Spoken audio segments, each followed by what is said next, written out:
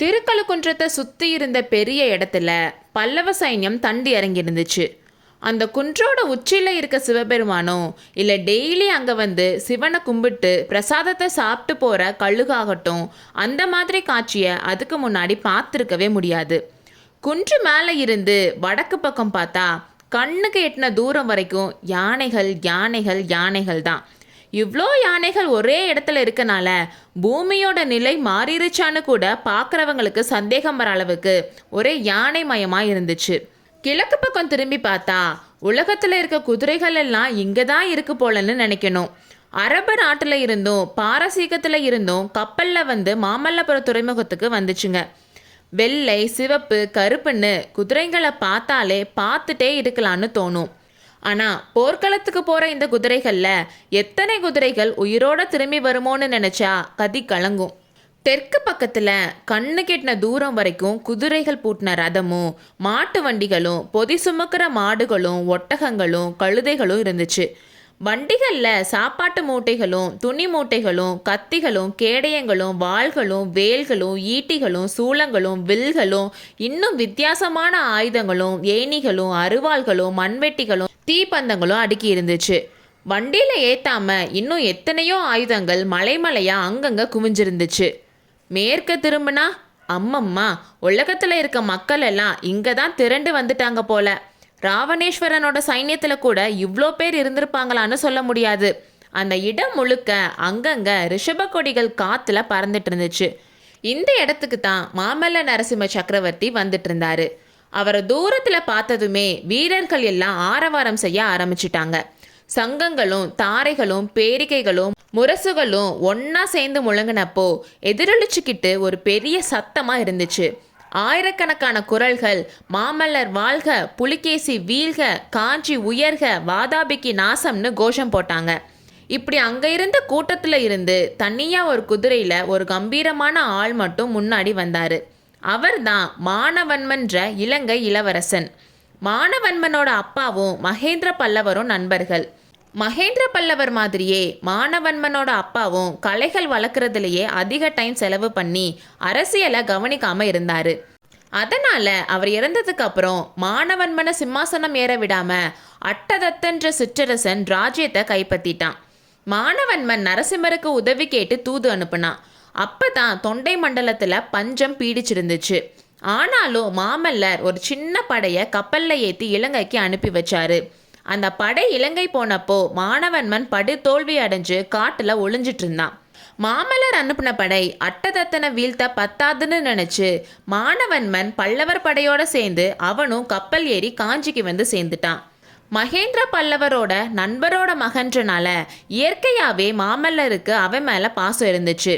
வேற நாட்டில் இருந்து நம்மளை நம்பி இங்கே வந்திருக்கான்றனால அனுதாபமும் சேர்ந்து அழிக்க முடியாத நட்பாக மாறுச்சு.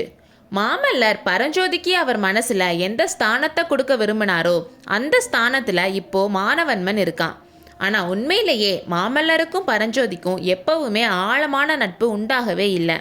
ஏன்னா பரஞ்சோதியோட மனசில் மாமல்லர் இளவரசர், அவருக்கு சமமாக நம்மளால் இருக்க முடியாதுன்ற எண்ணம் எப்போதுமே இருந்துச்சு. அது மட்டும் இல்லாமல் 9 வருஷங்களுக்கு முன்னாடி வாதாபியிலிருந்து திரும்பி வந்ததுல இருந்து பரஞ்சோதி படையெடுப்புக்கு தேவையான வேலைகளில் மும்மரமாக இருந்தார். ஊர் ஊராக போய் வீரர்கள் சேர்க்கறது, அவங்களுக்கு போர் பயிற்சி கொடுக்கறது, குதிரை படைகளுக்கு ஆள் சேர்க்கறது, ஆயுதங்கள் சேர்க்கறதுன்னு ரொம்ப பரபரப்பாக இருந்தார். மாமல்லர்கிட்ட பேசுறதுக்கு கூட அவருக்கு நேரம் இல்லை. ஆனால் மாமல்லருக்கு சிநேகிதன் ரொம்ப தேவையாக இருந்துச்சு. அந்த தேவையை இலங்கை இளவரசன் மானவன்மன் பூர்த்தி செஞ்சுட்டான். மானவன்மன் இலங்கையிலிருந்து காஞ்சிக்கு வந்ததுமே மாமல்லர் அவனோட உதவிக்காக ஒரு பெரிய சைன்யத்தை அனுப்பி வைக்கிறதா சொன்னார். அப்போது வாதாபி படையெடுப்புக்காக சைன்யம் திரட்டிட்டு இருந்ததை பார்த்த மானவன்மன் அந்த சைன்யத்தில் இருந்து ஒரு பகுதியை பிரிச்சுட்டு போகிறத விரும்பலை. அதனால் வாதாபி யுத்தம் முடிகிற வரைக்கும் காஞ்சிலேயே தங்குறதாவும் அதுக்கப்புறம் இலங்கைக்கு போகிறதாவும் சொன்னான். இதனால் மாமல்லர் ரொம்ப சந்தோஷப்பட்டார். அந்த டைமில் இலங்கைக்கு ஒரு பெரிய சைன்யத்தை அனுப்ப தளபதி பரஞ்சோதி ஏதாச்சும் சொல்லுவாரோன்னு அவருக்கு பயமாக இருந்துச்சு. மானவன்மன் வேணான்னு சொன்னதும் நரசிம்மருக்கு ரொம்ப நிம்மதியாக இருந்துச்சு. மானவன்மனோட பெருந்தன்மை பற்றியும் நல்ல குணத்தை பற்றியும் எல்லார்கிட்டையும் சொல்லி பாராட்டினாரு. அப்புறம் மானவன்மனும் வாதாபி படையெடுப்புக்கான ஆயத்தங்களில் முழுசாக இறங்கிட்டான். யானைப்படை போர்ல மானவன்மனுக்கு தனி திறமை இருந்தனால யானைப்படைகளுக்கு நல்லா பயிற்சி கொடுத்தான். புலிகேசி படையெடுத்து வந்தப்போ அவனோட பெரிய யானைப்படை தான் அவனுக்கு ஆரம்பத்தில் வெற்றியை கொடுத்துச்சுன்னும், யானைப்படை தேவையான அளவு இல்லாதனால தான் மகேந்திர பல்லவர் பின்வாங்கி கோட்டைக்குள்ள இருக்கிற மாதிரியும் இருந்துச்சுன்னும் பரஞ்சோதிக்கும் மாமல்லருக்கும் தெரியும். அதனால வாதாபி படையெடுப்புக்கு சேர நாட்டில் இருந்து ஆயிரக்கணக்கான யானைகளை வர வச்சிருந்தாங்க. வாதாபி படையெடுப்புக்கு நாள் நெருங்க மானவன்மனுக்கும் மாமல்லருக்கும் ஒரு பெரிய வார்த்தை போர் நடந்துச்சு. வாதாபி படையெடுப்புக்கு தானும் வரதா மானவன்மன் சொன்னான். ஆனால் மாமல்லர் அதுக்கு ஒத்துக்கலை. விருந்தாளியா வந்திருக்கிறவனை போருக்கு கூட்டிட்டு போக அவருக்கு விருப்பம் இல்லை. அதோட இன்னொன்னு யோசிச்சாரு. அவரும் பரஞ்சோதியும் வாதாபிக்கு போனதுக்கு அப்புறம் காஞ்சியை கவனிச்சுக்கவும் தேவையான பொருட்கள் உணவுப் பொருட்களை சேர்த்து போர்க்களத்துக்கு அனுப்பி வைக்க திறமையான ஒருத்தர் காஞ்சியில இருக்கணும். அதுக்கு மானவன்மன் தான் கரெக்டுன்னு நினைச்சாரு. அது மட்டும் இல்லாம அவரோட இதய அந்தரங்கத்துல இன்னொரு காரணமும் இருந்துச்சு. போர்க்களத்துல யமன் எங்க எந்த ரூபத்துல வருவான்னு சொல்ல முடியாது. அதுவும் ரொம்ப தூரத்துல எதிரியை தாக்க போறப்போ எந்த இடத்துல உயிருக்கு ஆபத்து வரும்னு சொல்ல முடியாது. புலிகேசியை கொன்னு வாதாபிய நாசம் செய்யாம மாமல்லர் காஞ்சிக்கு திரும்பி வரது இல்லைன்னு உறுதியா இருந்தாரு. ஆனாலும் வெற்றி கிடைக்கலைன்னா போர்க்களத்துல உயிரை தியாகம் பண்ண வேண்டி வரும். ஒருவேளை அப்படி நடந்துச்சுன்னா அவர் மகேந்திரனை சிம்மாசனத்துல ஏற்றி வைக்கிறதுக்கு ஒரு திறமைசாலி வேண்டாமா? அந்த திறமைசாலி நம்ம நம்பிக்கைக்கு உரியவனா இருக்கணும். காஞ்சி ராஜ்யத்தையும் மகன் மகேந்திரனையும் நம்பி ஒப்படைச்சிட்டு போறதுக்கு மானவன்மனை தவிர வேற யாரும் இல்லை. அவரோட மைத்துனன் ஜெயந்தவர்ம பாண்டியன் கிட்ட மாமல்லருக்கு அவ்வளவா நம்பிக்கை இல்லை. நம்பிக்கை இல்லாததை வெளியே காட்டிக்காம படையெடுப்புக்கு அவனோட உதவியை கேட்டாரு. அவனோட மகன் நெடுமாறன் தலைமையில ஒரு பெரிய சைன்யத்தை ஜெயந்தவர்மன் அனுப்பி வச்சாரு. அந்த சைன்யம்தான் இப்போ வராக நதிக்கரைக்கு வந்திருந்துச்சு. மாமல்லர் இப்படி நினைச்சு மானவன்மனை வரவேணாம்னு சொன்னாலும் மானவன்மன் வருவேன்னு சொல்லிட்டு இருந்தான். இன்னும் அந்த விவாதம் அவங்களுக்குள்ள முடியாமலே இருந்துச்சு. மாமல்லர் ரதத்துல இருந்தும் மானவன்மன் குதிரையில இருந்தும் கீழே குதிச்சாங்க. ஒருத்தர் கட்டி பிடிச்சிக்கிட்டாங்க.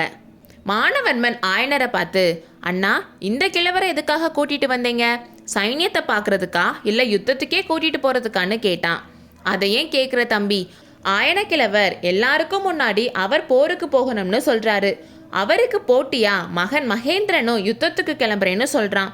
அண்ணா யுத்தத்துக்கு போனா நானும் போவேன்னு குந்தவி சொல்றா. அது மட்டுமா, நம்ம சாரதி கண்ணன் மகன் சின்ன கண்ணன் இருக்கான்ல, அவன் நேத்து கையில கத்தி எடுத்துட்டு தோட்டத்துக்குள்ள போய் சளுக்கர் தலைய இப்படித்தான் வெட்டுவேன்னு சொல்லி எல்லா செடிகளையும் வெட்டி தள்ளிட்டானாம்னு சொன்னாரு. ஆயன கிழவர், சின்ன கண்ணன், குமார சக்கரவர்த்தி, குந்தவி தேவின்னு எல்லா வீரர்களையும் போர்க்களத்துக்கு கூட்டிட்டு போங்க. என்ன மாதிரி கையால் ஆகாதவங்களை காஞ்சியில விட்டுட்டு போங்கன்னு சொன்னான். அப்படிலாம் உன்னை தனியாக விட்டுட்டு போக மாட்டேன். மாமா காஞ்சியில் இருந்தா நானும் இருப்பேன்னு மகேந்திரன் சொல்கிறான். மகேந்திரன் இருந்தா நானும் இருப்பேன்னு குந்தவி சொல்கிறான்னு மாமல்லர் சொன்னார். உடனே மானவன்மன் குமார சக்கரவர்த்தியை தூக்கிட்டு, நீ ஒரு குழந்தை, நானும் ஒரு குழந்தை, நம்ம 2 பேரும் காஞ்சியில் இருப்போம், மற்ற ஆண் பிள்ளைகள் எல்லாம் யுத்தத்துக்கு போகட்டும்னு சொன்னான். அப்போ குந்தவி, ஏன் மாமா, உங்கள் அப்பாவுக்கு நீங்கள் குழந்தை தானேன்னு கேட்டா. மானவன்மன் குமார சக்கரவர்த்தியை இறக்கி விட்டுட்டு குந்தவி முன்னாடி வந்து கையை கட்டி வாய் பொத்தி, தேவி, நீங்கள் இருக்கிற இடத்துல நான் வாய் திறக்கக்கூடாதுல்ல, நான் பேசியது தப்பு, மன்னிக்கணும்னு வேடிக்கையான பயபக்தியோட சொன்னதும் எல்லாரும் சிரிச்சிட்டாங்க. அன்னைக்கு சாயங்காலம் மாமல்லரும் மானவன்மனும் தனியாக இருந்தப்போ, அண்ணா, உண்மையாகவே ஆயனரை வாதாபிக்கு கூட்டிகிட்டு போக போறீங்களான்னு கேட்டான். ஆமாம் தம்பி, 2 காரணங்களுக்காக அவரை கூட்டிகிட்டு போகிறேன். ஒன்று, நம்ம படை வீரர்கள் தூர தேசத்தில் இருக்கிறப்போ காலொடிஞ்ச கிழவரை பார்த்தோம் அவரோட மகளை நினச்சும் சோர்வு அடைகிற டைம்லலாம் புத்துணர்ச்சி பெறுவாங்க. அதோட இவ்வளோ பெரிய படையை திரட்டிட்டு போகிறோமே, அவளை உயிரோட ஒரு வேளை மீட்க முடிஞ்சா உடனே யார்கிட்டையாவது ஒப்படைக்கணும்ல. அவளோட அப்பா கிட்டேயே ஒப்படைச்சிட்டா நம்மளோட கவலையும் பொறுப்பும் முடிஞ்சதுன்னு மாமல்லர் சொன்னார். அப்போது அவர் விட்ட பெருமூச்சு மானவன்மனுடைய இருதயத்தில் பெரும் வேதனையை உண்டாக்கியது. அடுத்த அத்தியாயத்தில் சந்திப்போம்.